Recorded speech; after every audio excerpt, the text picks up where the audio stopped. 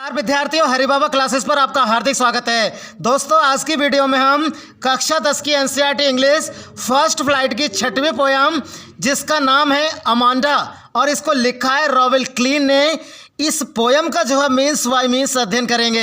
दोस्तों, ये कविता बहुत ही ज़्यादा इंटरेस्टिंग है, बहुत ही ज़्यादा मज़ेदार होने वाली है क्योंकि मैंने इस कविता के हर एक मीन्स को समझाने का प्रयास किया है, हर वर्ड की जो है मीनिंग आपको बताई है। तो दोस्तों, सबसे पहले ये जान लीजिए कि मैंने अब तक जो है कक्षा 10 का कितना सिलेबस पढ़ाकर जो है चैनल पर अपलोड कर दिया है इंग्लिश का।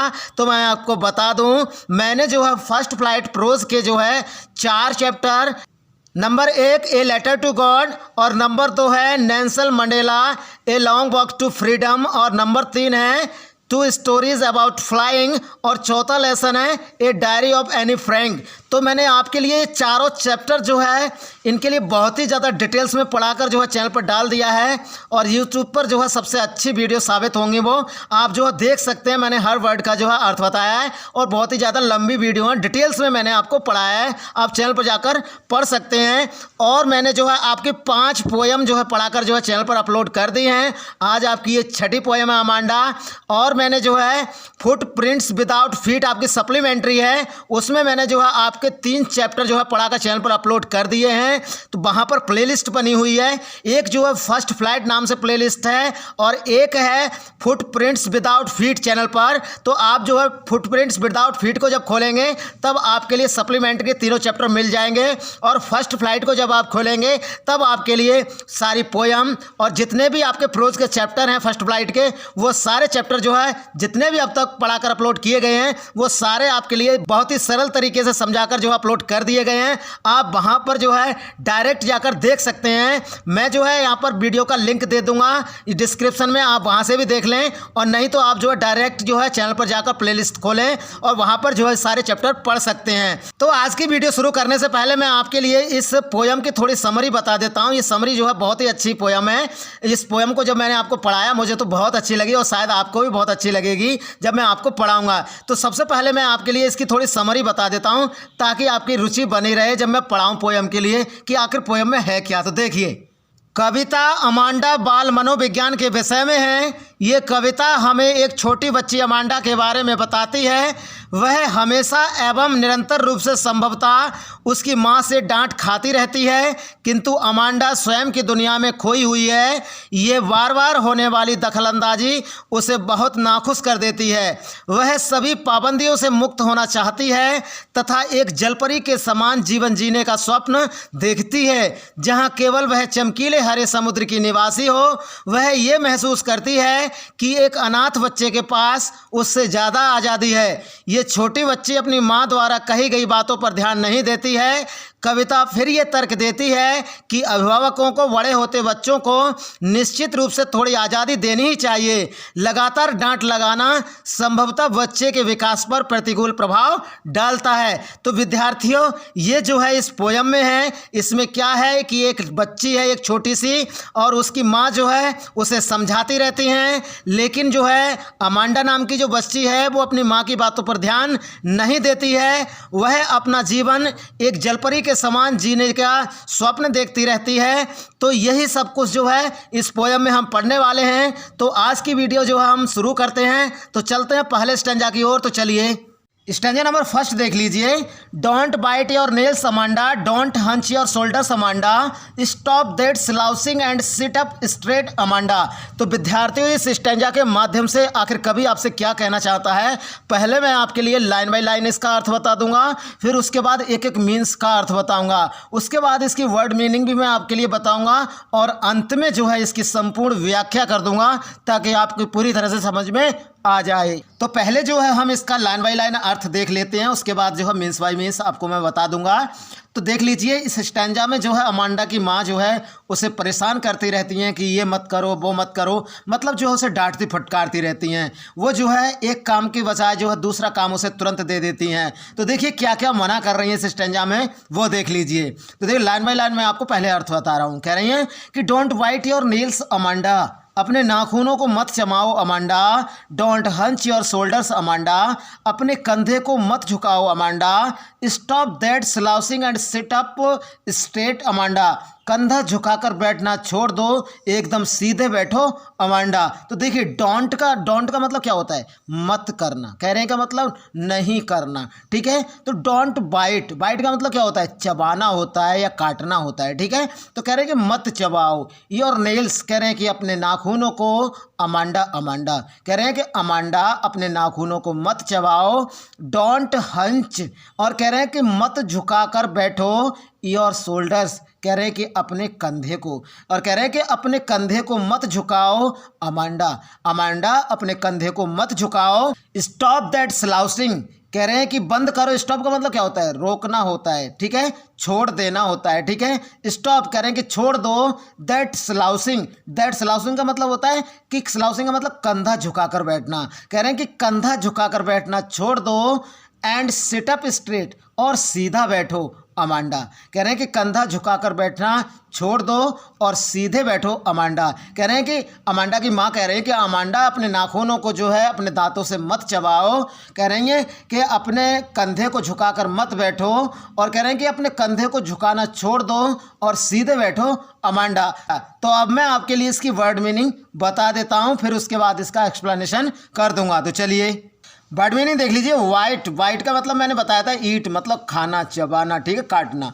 हंच, हंच का मतलब ऐसे कुबड़ होता है, लेकिन वही कंधा झुकाकर बैठना, ठीक है, वही है। स्लाउचिंग का मतलब होता है झुकना, अर्थात टेढ़ा होकर बैठना, ठीक है, टेढ़ा होकर मत बैठो, झुककर मत बैठो, ठीक है, बंद करो, वही। स्ट्रेट का मतलब क्या होता है, सीधा होता है, ठीक है, मैंने आपको बताया था। अब मैं आपके लिए इन लाइनों की व्याख्या कर देता हूं ताकि आपको पता पड़ जाए कि इन लाइनों के माध्यम से आखिर कवि आपसे कहना क्या चाहता है। तो देखिए, इन पंक्तियों में अमांडा एक छोटी बच्ची अपने कार्यों के लिए अपनी माँ से डांट खा रही है तथा सीख ले रही है। अमांडा को अपने नाखून नहीं कुतरने की सलाह दी जाती है क्योंकि ये एक बुरी आदत है। अमांडा को बिना कंधे झुकाए बैठने को भी कहा जाता है क्योंकि उसकी माँ उसे सही मुद्रा में बैठाना चाहती है। स्टेज नंबर 2 देख लीजिए। There is a languid emerald sea where the sole inhabitant is me a mermaid drifting blissfully. तो विद्यार्थियों इस स्टैंजा में जो है अब अमांडा जो है अपने विषय में सोचती है। पहले स्टैंजा में क्या देखा आपने कि अमांडा की माँ जो है किन किन कार्यों को उससे मना कर रही हैं कि ये मत करो, वो मत करो। अब उसके बाद जो है उनके डांटने के बाद जो है अमांडा क्या सोचती है वो इस स्टैंजा में बताया गया है। तो देखिए, जितने भी ये ब्रैकेट में बंद हैं स्टैंजा, उन सारे स्टैंजा में जो है अमांडा ने अपने बारे में कहा है। तो देखिए क्या कह रही है, क्या सोच रही है वो। तो पहले मैं आपके लिए इसका लाइन बाय लाइन अर्थ बता देता हूँ, उसके बाद जो है इसका मीन्स बाय मीन्स मैं आपके लिए पूरा अर्थ बता दूंगा, उसके बाद इसकी व्याख्या भी मैं कर दूंगा। तो देखिए, there is a languid emerald सी, कह रहे हैं कि एक शांत हरे रंग का समुद्र है। Where the sole inhabitant is me, कह रहे हैं कि जहाँ पर एकमात्र निवासी मैं हूँ।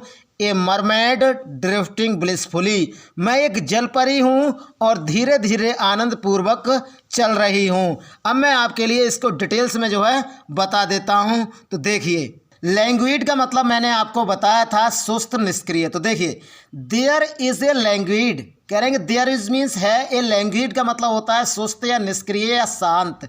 कह रहे हैं कि एक शांत है, निष्क्रिय है। एमराल्ड का मतलब होता है हरे रंग का, ठीक है, और सी मतलब होता है समुद्र, ठीक है। कह रहे हैं कि एक शांत हरे रंग का समुद्र है या एक निष्क्रिय सुस्त हरे रंग का समुद्र है। वेयर, कह रहे हैं कि जहाँ पर, सोल का मतलब होता है एकमात्र, केवल, कह रहे हैं कि जहाँ पर केवल। इनहेबिटेंट, कह रहे हैं कि निवासी हूँ। इज मी, कहने का मतलब, मी का मतलब यहाँ पर मैं लगाया गया है, ठीक है, जहाँ पर केवल मैं ही क्या हूँ, निवासी हूँ। कह रहे हैं कि जहाँ पर केवल मैं ही एकमात्र क्या हूँ, निवासी हूँ। कह रहे हैं कि एक शांत, निष्क्रिय, सुस्त हरा समुद्र है और वहाँ पर केवल एकमात्र मैं ही जो है क्या हूँ, निवासी हूँ।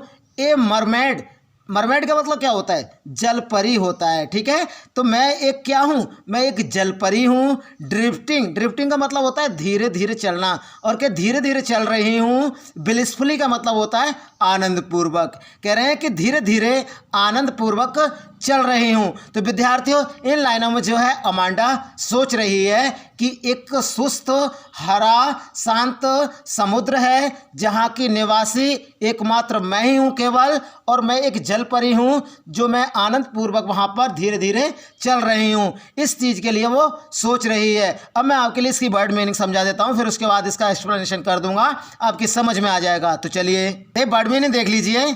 लैंग्विड का मतलब सुस्त या निष्क्रिय बताया था मैंने, और एमरल्ड सी का मतलब मैंने बताया था पन्ने जैसे हरे रंग का समुद्र, और सोल का मतलब मैंने आपको बताया था केवल या एकमात्र। इनहेबिटेंट का मतलब मैंने आपको निवासी बताया था, ठीक है। और ड्रिफ्टिंग का मतलब होता है धीमा तथा स्थिर प्रवाह, कह रहे हैं कि धीरे धीरे चलना, ठीक है। ब्लिसफुली का मतलब मैंने आपको हैप्पीली बताया था खुशी से या आनंदपूर्वक, ठीक है। और मरमेड का मतलब मैंने आपको जल परी बताया था। अब मैं आपके लिए व्याख्या कर दे रहा हूँ इन लाइनों की कि आखिर कवि जो है इन लाइनों के माध्यम से आपसे क्या कहना चाहता है। तो देखिए, अमांडा अपनी काल्पनिक दुनिया में खोई है, जबकि उसकी माँ उसे हिदायत दे रही है। अपनी दुनिया में वह कल्पना करती है कि वह एक जलपरी है जो सुंदर हरे समुद्र में अकेली रहती है। वह कल्पना करती है कि वह एक जलपरी की भांति वह समुद्र की नर्म लहरों में तैरेगी। उसका विश्वास है कि एक जलपरी के रूप में उसका जीवन शांतिपूर्ण एवं आरामदायक होगा। अब विद्यार्थी इसके स्टैंजा नंबर 3 पर चलते हैं। तो चलिए स्टैंजा नंबर 3 देख लीजिए। अब देख लीजिए अमांडा की माँ जो है उससे क्या कह रही है। Did you finish your homework Amanda? Did you tidy your room Amanda? I thought I told you to clean your shoes Amanda. तो देखिए यहाँ पर अमांडा की माँ अमांडा से फिर जो है कह रही है, उसे डांट रही है। Did you finish your homework Amanda? अब मैं आपके लिए लाइन बाई लाइन अर्थ बता रहा हूँ, फिर उसके बाद एक एक मीन्स का बता दूंगा, उसके बाद वर्ड मीनिंग, फिर इसका एक्सप्लेनेशन कर दूंगा, आपकी समझ में आ जाएगा। कह रहे हैं कि did you finish your homework Amanda? क्या तुमने अपना गृह कार्य पूरा कर लिया है Amanda? Did you tidy your room Amanda? क्या तुमने अपने कमरे को साफ किया है अमांडा? आई थॉट, मैं सोचती हूँ, I told you to clean your shoes, मैंने तुमसे तुम्हारे जूते साफ करने के लिए कहा था अमांडा। कह रहे मैं सोचती हूँ मैंने तुमसे जो है जूते साफ करने के लिए कहा था अमांडा। तो देखिए अब मैं आपके लिए इसकी वर्ड मीनिंग बता देता हूँ एक एक करके, फिर आपको फिर से समझा दूंगा, आपकी समझ में आ जाएगा। डिड ये पास्ट इंडेफिनिट है, ठीक है, किया, लिया, दिया बाद में जाएगा, ठीक है। डिड क्या यू तुमने फिनिश समाप्त किया योर होमवर्क, कह रहे अपना गृह कार्य, क्या तुमने अपना गृह कार्य समाप्त कर लिया है, कंप्लीट कर लिया है, पूरा कर लिया है अमांडा? डिड यू क्या तुमने, टिडी, टिडी का मतलब होता है क्लीन करना, साफ करना, कह रहे हैं क्या तुमने साफ कर लिया है योर रूम, कह रहे हैं कि अपना कमरा अमांडा, कह रहे हैं कि अमांडा क्या तुमने अपना कमरा साफ कर लिया है?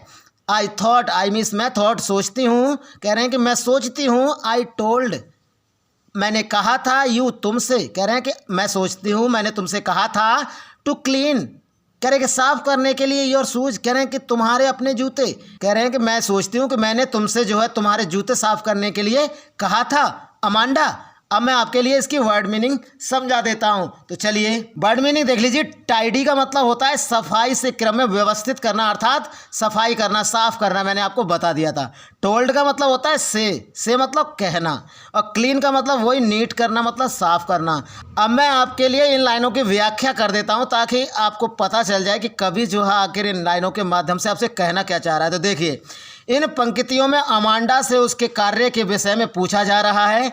अमांडा की माँ पूछ रही हैं कि उसने अपना गृह कार्य पूर्ण किया अथवा नहीं, तथा अपना कमरा व्यवस्थित किया अथवा नहीं। अमांडा को उसके जूते साफ करने के बारे में भी याद दिलाया जाता है। तो यहाँ पर देखो कहा है उन्होंने, आई थॉट कह रहे हैं कि मुझे याद है, मैं सोचती हूँ। आई टोल्ड यू मैंने तो आपसे कहा था, तुमसे कहा था। टू क्लीन कह रहे हैं कि साफ करने के लिए। योर शूज कह रहे हैं कि तुम्हारे जूते, कह रहे हैं मुझे याद है मैंने तुमसे तुम्हारे जूते साफ करने के लिए कहा था अमांडा। तो यही है कि याद करना, ठीक है, तो याद दिलाया जाता है। कह रहे हैं कि अमांडा को भी उसके जूते साफ करने के बारे में भी याद दिलाया जाता है। तो आप चलते हैं इसके स्टैंजा नंबर 4 पर। तो चलिए स्टैंजा नंबर 4 देख लीजिए। तीसरे स्टैंजा में आपने देखा कि अमांडा की माँ जो है अमांडा से कहती हैं कि तुमने अपना कमरा साफ़ किया या नहीं किया, तुमने अपने जूते साफ़ किए नहीं किए, तुमने अपना गृह कार्य किया नहीं किया। मतलब तुरंत जो है एक के ऊपर एक काम उसे बताती रहती हैं, टोकती रहती हैं। तो अब जो है स्टैंजा नंबर 4 में अमांडा सोच रही है, वो क्या सोच रही है, पहले मैं आपके लिए लाइन बाय लाइन अर्थ बताऊँगा, उसके बाद जो हर मीन्स का अर्थ आपको बता दूंगा और लास्ट में जो है व्याख्या भी कर दूंगा ताकि आपको समझ में आ जाए। तो देखिए, I am an orphan roaming the street. कह रहे हैं कि काश मैं एक अनाथ होती तो सड़कों पर क्या करती रहती, घूमती रहती गलियों में। I pattern soft dust with my hushed bare feet. कह रहे हैं कि अपने दबे हुए नंगे पाँव से कोमल धूल के करों पर आकृति बना रही होती। The silence is golden.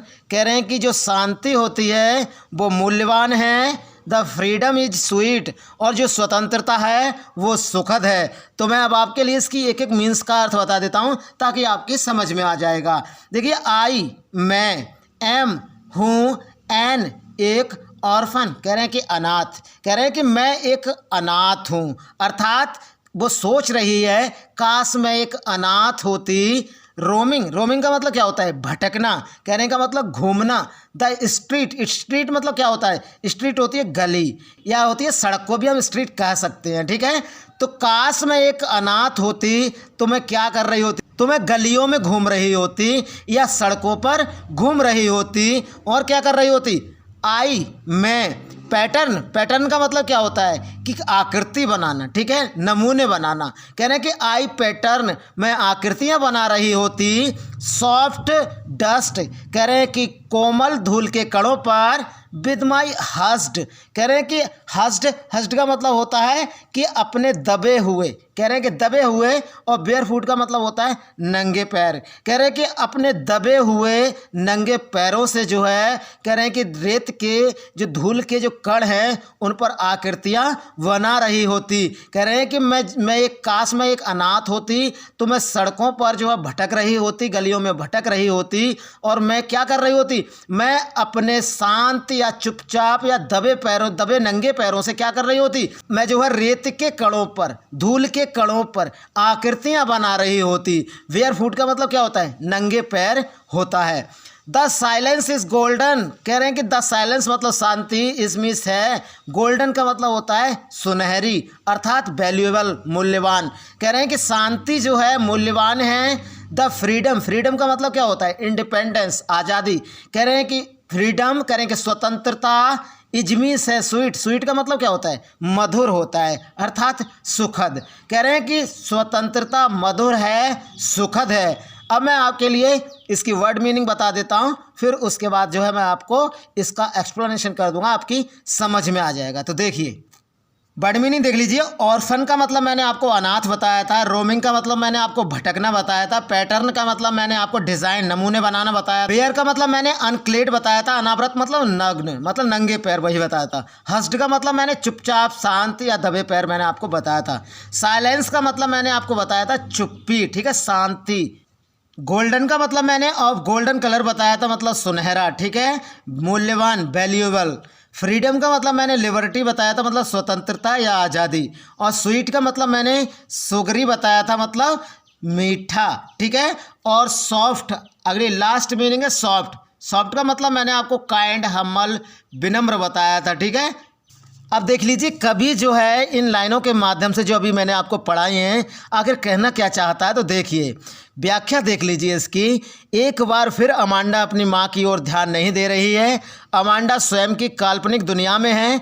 वह कल्पना करती है कि वह एक अनाथ बालिका है जो आज़ादी से गलियों में भटक रही है।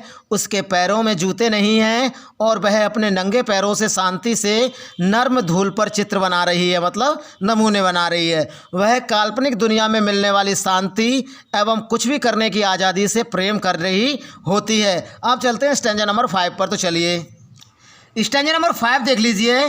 Don't eat that chocolate Amanda, remember your acne Amanda, will you please look at me when I am speaking to you Amanda. तो पहले मैं जो है आपके लिए इसका लाइन बाय लाइन अर्थ बता देता हूँ, उसके बाद हर मीन्स का अर्थ बता दूंगा। तो देखिए, इसमें जो है अमांडा की माँ जो है अमांडा से फिर जो है कह रही हैं कि क्या क्या मना कर रही हैं। देख लीजिए क्या क्या करने के लिए। तो देखिए, don't eat that chocolate Amanda, कह रहे हैं कि उस चॉकलेट को मत खाओ Amanda. Remember your acne Amanda, कह रहे हैं कि अपने मुहासे को याद रखो अमांडा। Will you please look at me when I am speaking to you Amanda, कह रहे हैं कि क्या तुम मेरी तरफ देखोगी जब मैं बात कर रही हूँ। तो देखिए अब मैं आपके लिए इसकी हर मीन्स का अर्थ बता देता हूँ। देखिए डोंट ईट कह रहे हैं कि मत खाओ, दैट चॉकलेट कह रहे हैं कि उस चॉकलेट को, कह रहे हैं कि उस चॉकलेट को मत खाओ अमांडा, कह रहे हैं कि चॉकलेट को मत खाओ कि दांतों में कीड़े लग जाएंगे। उनकी माँ जो है अमांडा को समझा रही है। रिमेंबर याद रखो, योर एकने का मतलब क्या होता है, मुहासे मतलब पिंपल्स इसका पर्यायवाची होता है। कह रहे हैं कि अपने मुहासे को याद रखो, कहने का मतलब चॉकलेट वगैरह मीठा खाते हैं तो पिंपल निकल आते हैं, मुहासे निकल आते हैं चेहरे पर। तो वही कहना चाह रही है अमांडा की माँ कि जो है याद रखो, अपने मुहासे को याद रखो अमांडा। Will you please look at मी, क्या तुम कृपया मेरी तरफ देखोगी। प्लीज़ का मतलब कृपया और लुक का मतलब देखना, एट मी मतलब मेरी तरफ या मेरी ओर। कह रहे हैं कि व्हेन मीन्स जब, आई एम स्पीकिंग कह रहे हैं कि मैं बात कर रही हूँ, टू यू तुमसे, कह रहे हैं कि जब मैं तुमसे बात कर रही हूँ तो कृपया क्या तुम मेरी तरफ देखोगी अमांडा कह रहे हैं कि चॉकलेट मत खाओ अमांडा, अपने मुहासे को याद रखो अमांडा, क्या तुम मेरी तरफ देखोगी जब मैं तुमसे बात कर रही हूँ अमांडा। तो अब मैं आपके लिए इसकी वर्ड मीनिंग बता देता हूँ, फिर उसके बाद जो है इसका एक्सप्लेनेशन कर दूंगा, आपकी समझ में आ जाएगा। तो देखिए एकने का मतलब क्या होता है, पिंपल्स होता है, मैंने आपको बताया था मुहासे। और रिमेंबर का मतलब मैंने आपको बताया था कीप इन माइंड मतलब याद रखना। तो केवल 2 ही वर्ड मीनिंग इसमें दी गई थी, आपकी समझ में आ गया होगा। अब मैं आपके लिए बता दे रहा हूँ कि कभी जो है इन लाइनों के माध्यम से आखिर कहना क्या चाहता है आपसे। तो देखिए इन पंक्तियों में अमांडा को उसकी माँ द्वारा चॉकलेट ना खाने की हिदायत दी जा रही है। उसको ये याद दिलाया जाता है कि चॉकलेट खाने की वजह से अतीत में उसे मुहासे हो गए थे, अर्थात उसके गालों पर मुहासे निकल आए थे।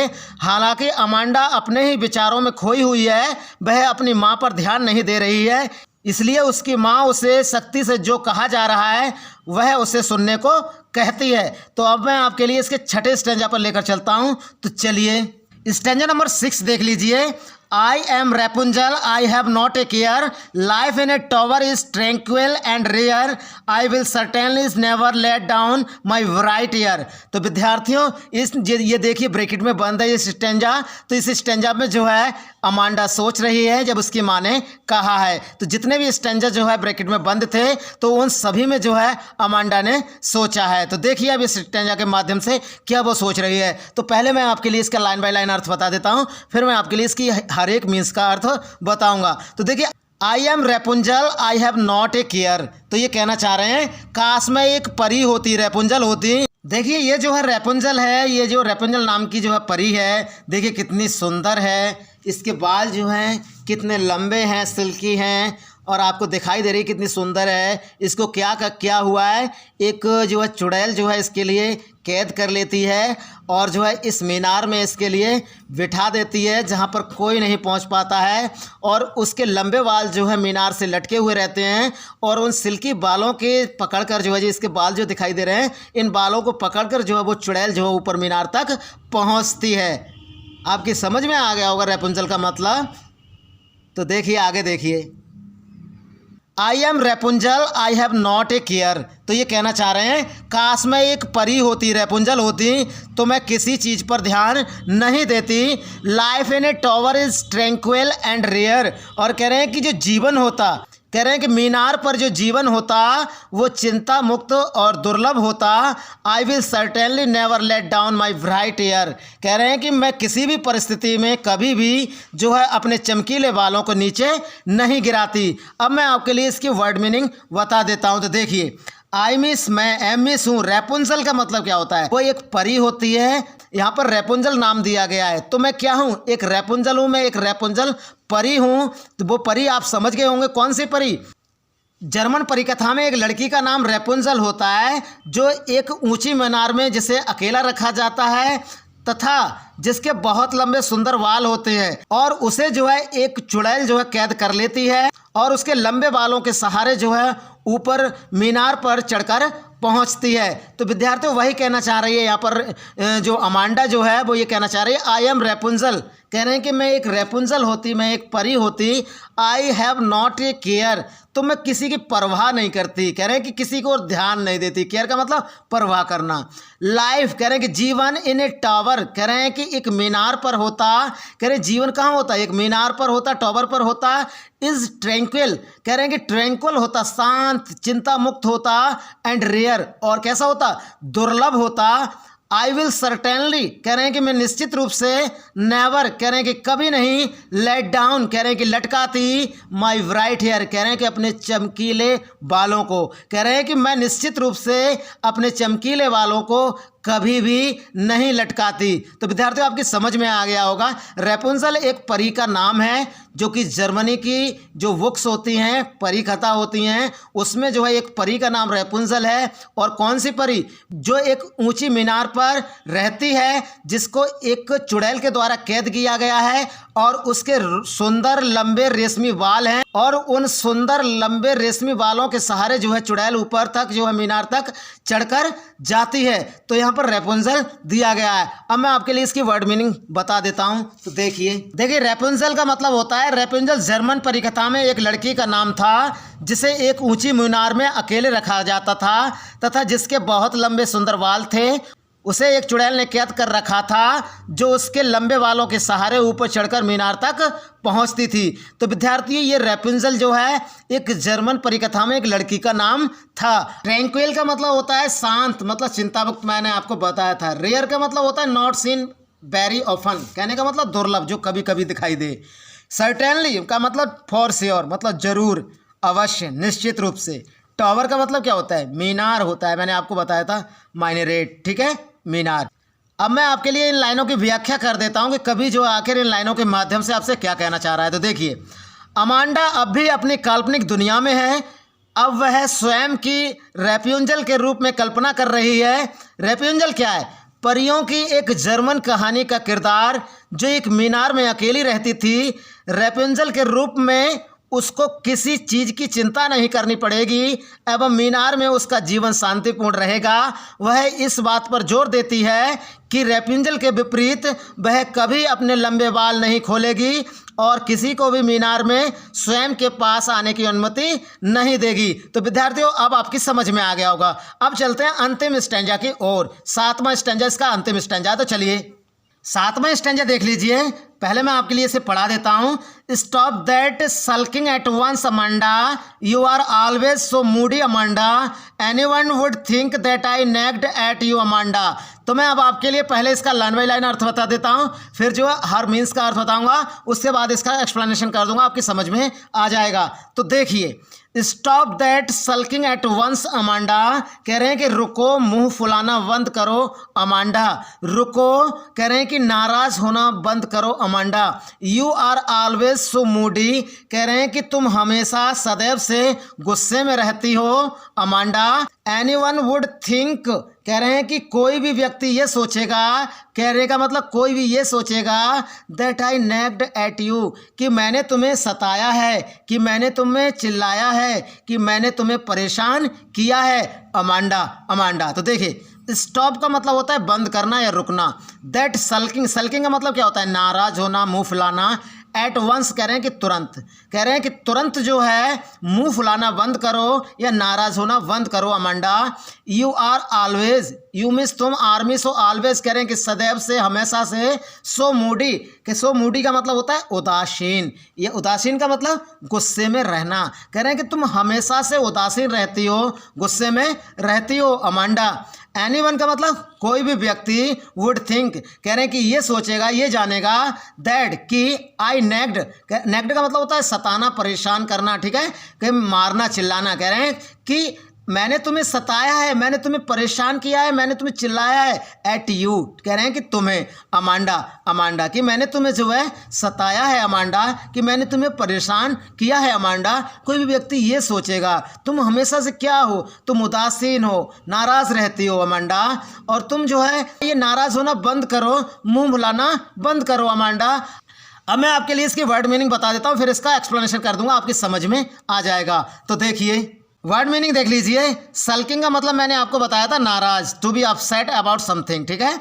मूडी का मतलब डिफरेंट बताया था, उदासीन मतलब, और नेक्ड का मतलब मैंने आपको बताया था सताना मतलब परेशान करना। अब मैं आपके लिए इनकी व्याख्या कर देता हूँ कि आखिर कवि जो है क्या कहना चाह रहा है इन लाइन के माध्यम से। तो देखिए, इन पंक्तियों में अमांडा अपनी माँ की हिदायतों पर कोई प्रतिक्रिया नहीं दे रही है। ऐसा प्रतीत होता है कि वह लगातार दी जाने वाली हिदायतों से परेशान है। अमांडा की माँ उसे निराश एवं उदासीन रहना बंद करने के लिए कह रही है। वह कहती है कि अमांडा का निराशपूर्ण व्यवहार किसी को भी ये दर्शाएगा कि वह अपनी माँ द्वारा निरंतर दी जाने वाली हिदायतों से परेशान है। तो विद्यार्थियों, आपके लिए मैंने जो है पर मीन्स का अर्थ बता दिया है, हर लाइन का अर्थ बता दिया है, हर वर्ड का आपके लिए अर्थ बता दिया है। आशा करता हूँ आपके लिए वीडियो बहुत अच्छी लगी होगी। अब मैंने तो अपना काम कर दिया है, अब आपकी जिम्मेदारी रहती है कि आपको वीडियो लाइक करनी है या नहीं करनी है, या अपने कक्षा 10 के सभी दोस्तों में शेयर करनी है या नहीं करनी है। विद्यार्थियों, अगर अच्छी लगी तो लाइक जरूर करना, और अपने दोस्तों में हाई स्कूल के जितने भी छात्र हैं, जितने भी विद्यार्थी हैं, उन सभी में शेयर करना बिल्कुल मत भूलेगा। तो कल फिर मिलते हैं एक नई वीडियो के साथ। नमस्कार विद्यार्थियों, जय हिंद, वंदे मातरम।